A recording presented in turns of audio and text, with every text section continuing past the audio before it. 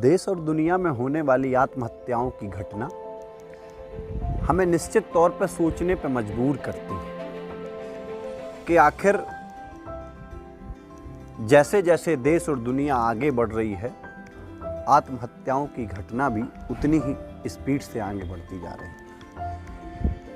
तो जब इस बारे में विचार करने बैठते हैं तो सबसे पहले मन में एक विचार आता है, कहीं ना कहीं इन घटनाओं के पीछे उस परिवार का हाथ भी होता है जिस परिवार के सदस्य द्वारा ये आत्महत्या का कदम उठाया जाता है। ये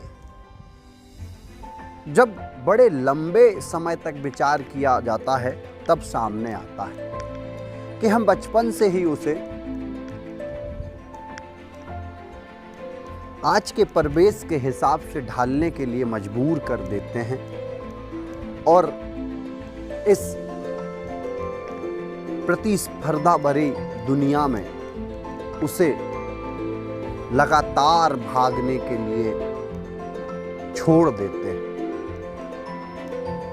और उसे हम हमेशा यही बताते हैं कि अगर तुम नहीं भागोगे तो हार जाओगे तो किसी काम के लिए जाओगे। और वो इस बात को अपने दिमाग, अपने जहन, अपने दिल में इस तरीके से बिठा लेता है कि उसे वास्तव में ऐसा लगता है कि अगर मैं चाहकर भी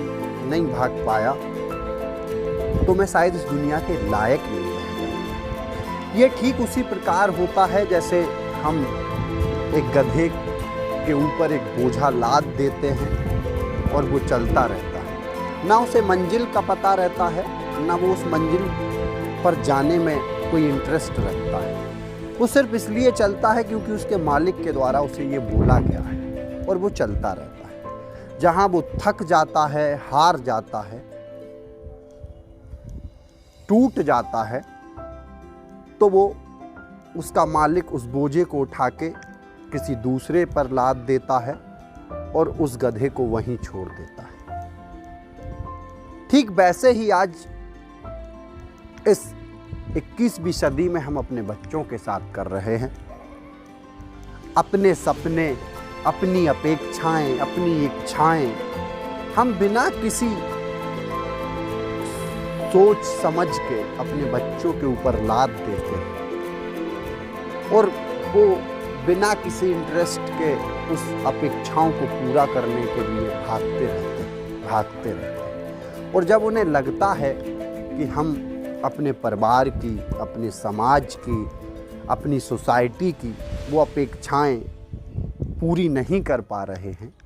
तो वो थक जाते हैं, हार जाते हैं, टूट जाते हैं।